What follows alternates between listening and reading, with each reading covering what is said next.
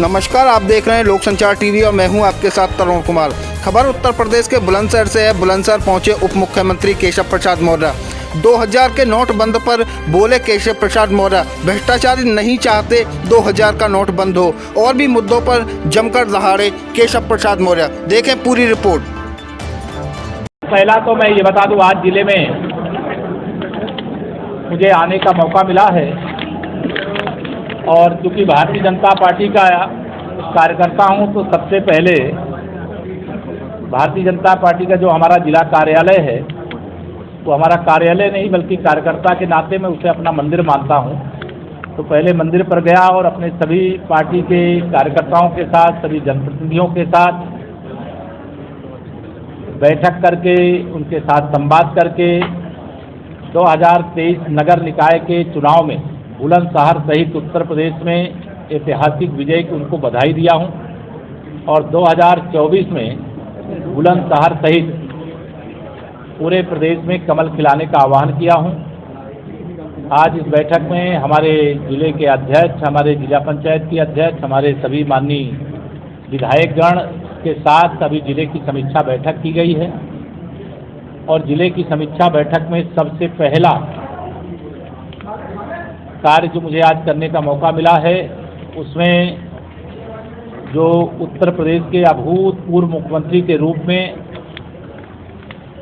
शानदार ढंग से कार्य किया और जिन्होंने श्री राम जन्मभूमि पर भव्य मंदिर निर्माण कराने के लिए मुख्यमंत्री की कुर्सी को न्यौछावर करने का काम किया था, ऐसे पद्म विभूषण बाबूजी कल्याण सिंह जी के नाम पर बन रहे जिले के मेडिकल कॉलेज का निरीक्षण किया हूँ।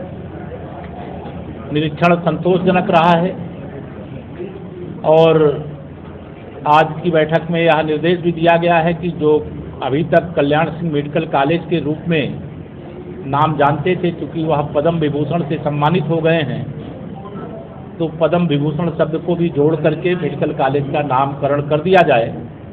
और यह भारतीय जनता पार्टी की डबल इंजन सरकार ही है कि एक जनपद एक मेडिकल कॉलेज के लक्ष्य के क्रम में बुलंदशहर का भी मेडिकल कॉलेज बनकर के लगभग तैयार हो गया है और यह जो सत्र है आने वाला, इसमें मेडिकल की पढ़ाई भी वहाँ पर शुरू हो जाएगी। दूसरा, जनपद के विकास की दृष्टि से विस्तार से समीक्षा करने के बाद, चाहे वह किसानों से जुड़ा मामला हो, चाहे गरीबों से जुड़ा मामला हो, चाहे मजदूरों से जुड़ा मामला हो, चाहे महिला सशक्तिकरण से जुड़ा मामला हो, सभी विषयों पर विस्तार से समीक्षा करने के बाद आज यह निर्देश दिया गया है, जो सरकार की मंशा के क्रम में उत्तर प्रदेश में 2017 में जब से आदरणीय योगी आदित्यनाथ जी के नेतृत्व में भारतीय जनता पार्टी की सरकार ने शपथ लिया है, आप सब भी बुलंदशहर के निवासी भी जानते हैं, पहले बिजली आती नहीं थी और अब बिजली जाती नहीं। यह एक परिवर्तन सुशासन का परिणाम है, कमल के फूल के खिलने का परिणाम है। सुरक्षा व्यवस्था, ये कानून व्यवस्था, ये हमारी सरकार की प्राथमिकता है और हम लोगों ने उत्तर प्रदेश की जनता से वादा किया था, आप कमल का फूल खिलाइए। ये कमल का फूल नहीं बल्कि 25 करोड़ प्रदेशवासियों की सुरक्षा का कवच है और उसके क्रम में लोगों ने अपना आशीर्वाद दिया। लगातार दूसरी बार भी सरकार बनी और 2023 के नगर निगम में तो हम लोगों को 17 की 17 सीटें यह प्राप्त हुई हैं। यहाँ जनपद में विशेष तौर से जो जल जीवन मिशन के अंतर्गत हर घर नल से जल पहुँचाने का अभियान है, उसमें कुछ शिकायतें आई थी, उसके लिए एक टास्क फोर्स के गठन का निर्देश दे दिया गया है और हर विधानसभा के कम से कम 10 गाँव में वह टास्क फोर्स निरीक्षण करेगी। जहाँ पाइपलाइन डालना है, 1 मीटर नीचे डालने का काम और टेस्टिंग के बाद जैसे सड़क पहले थी उसी तरह से बनाने का काम।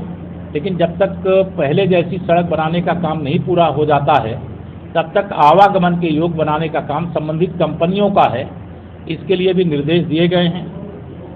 नगरीय क्षेत्र में जो बुलंदशहर विकास प्राधिकरण है, यहाँ पर भी जो सीवर लाइन पड़ रही है, जो पीएनजी की लाइन पड़ रही है, उसके कारण से भी जो आवागमन को लेकर के समस्या है, उसको भी विशेष ध्यान देने के लिए निर्देश दिया गया है।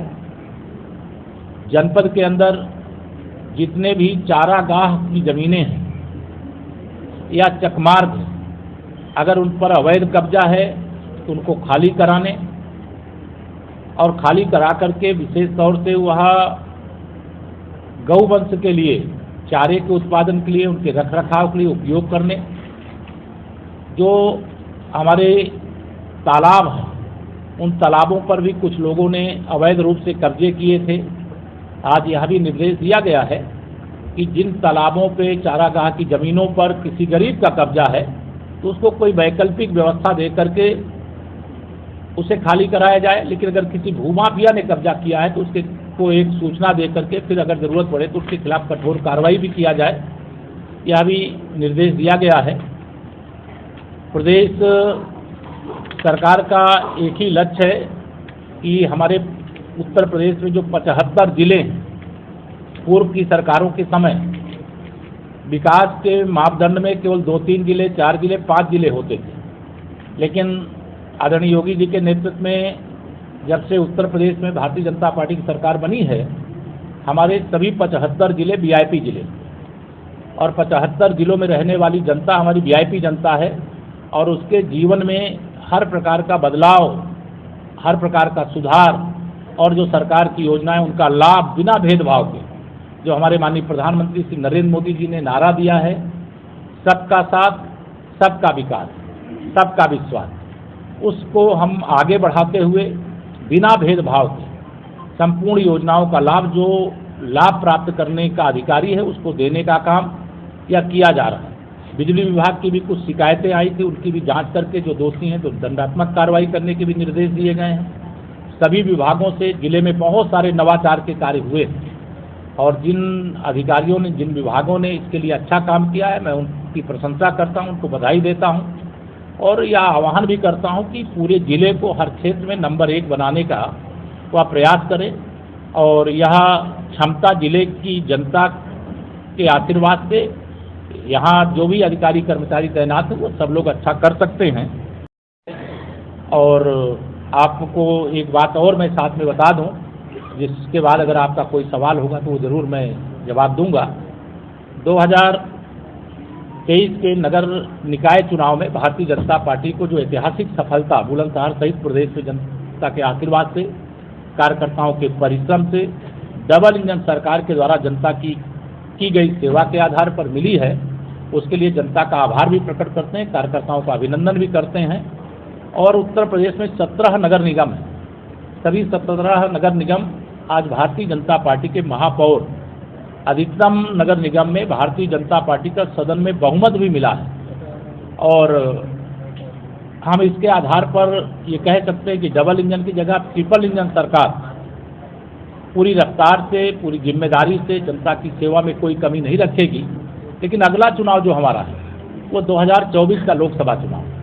2024 के लोकसभा चुनाव में जैसे हमें उम्मीद थी कि हम सभी 17 नगर निगमों में जीतेंगे और नगर निकाय के चुनाव में सपा बसपा कांग्रेस को पछाड़ेंगे, और उसके लिए जनता ने समर्थन दिया, आशीर्वाद दिया और उसमें हम लोग कामयाब हुए।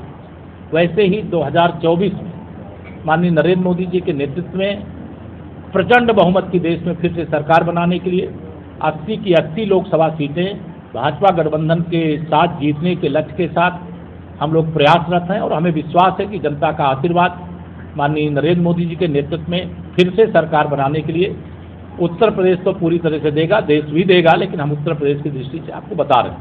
कल एक बड़ा फैसला हुआ है जिसका सवाल आप सब करने की कोशिश करेंगे, मैं उस पर बोल ही देता हूँ पहले ही। 2000 की जो नोटें हैं, कल रिजर्व बैंक के माध्यम से जो माननीय प्रधानमंत्री जी का भ्रष्टाचार मुक्त भारत बनाने का संकल्प है, उस दिशा में एक बहुत बड़ा कदम है।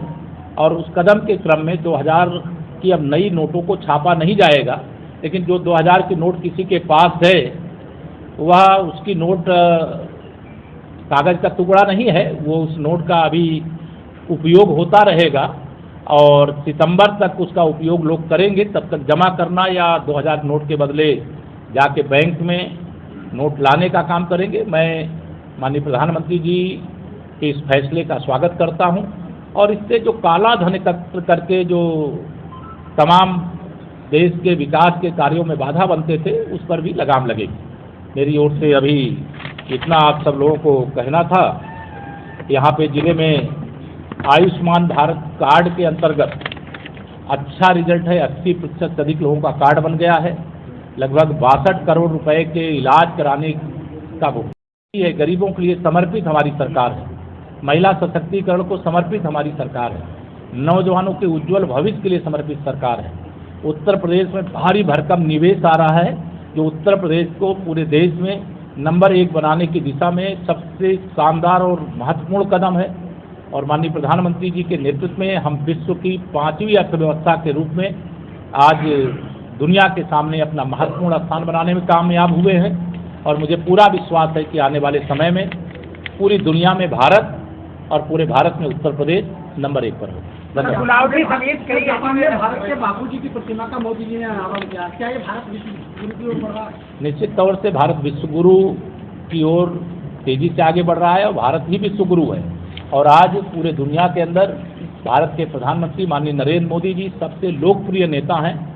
और जापान में राष्ट्रपिता महात्मा गांधी जी की प्रतिमा का अनावरण होना, और चाहे वह G20 और चाहे क्वाड के जो शासन जो देश हैं, जुड़े हुए देश हैं, वह सब आज भारत की ओर ही आशा के भाव से देखते हैं कि मोदी जी जो कहते हैं वसुधैव कुटुंबकम की भावना से, यानी पूरे विश्व को अपना परिवार मान करके पूरे विश्व को शांति के पथ पर ले जा करके, अहिंसा के पथ पर ले जा करके, आतंकवाद से, नक्सलवाद से, भ्रष्टाचार से मुक्त भारत बनाने का काम कर रहे हैं। तो यह ऐतिहासिक कदम है। के अंदर 100 किलोमीटर का हाईवे बना है, उसको लेके चल नहीं, माननीय नितिन गडकरी जी के नेतृत्व में 100 घंटे में 100 किलोमीटर बना है। लेकिन अगर आप देखें तो 9 साल में माननीय प्रधानमंत्री श्री नरेंद्र मोदी जी के नेतृत्व में, आदरणीय नितिन गडकरी जी के अगुवाई में राष्ट्रीय राजमार्गों का, एक्सप्रेस वे का एक रिकॉर्ड बना है। मैं इसके लिए माननीय प्रधानमंत्री जी को, माननीय गडकरी जी को बधाई देता हूँ। और आने वाले समय में ये काम शुरू हुआ था पूज्य अटल बिहारी वाजपेयी जी जो भारत रत्न हैं, उनके समय, और आज माननीय नरेंद्र मोदी जी के नेतृत्व वाली सरकार के समय वह एक नए कीर्तिमान स्थापित करने का। कुछ नगर निकाय ऐसी हैं जो आज़ादी से आज जीत नहीं पाए थे। गुलावटी भी उसमें एक है जो आज़ादी के पहली बार आप जीते हैं। नहीं, निश्चित तौर से मैंने अपने सभी जिलाध्यक्ष जी सहित पूरी टीम को बहुत बधाई दिया है और अपने सभी नगर निकायों में विजयी जो अध्यक्ष थे उनको सबको सम्मानित भी किया है। और 2024 के लोकसभा की तैयारी में जुट जाने का आह्वान भी किया। स्वागत कर रहे हैं, स्वागत करिए। आप जो भ्रष्टाचारी हैं वो परेशान हों। निश्चित तौर से वोट हमारा है और राज हमारा है और राज हमारा ही रहेगा।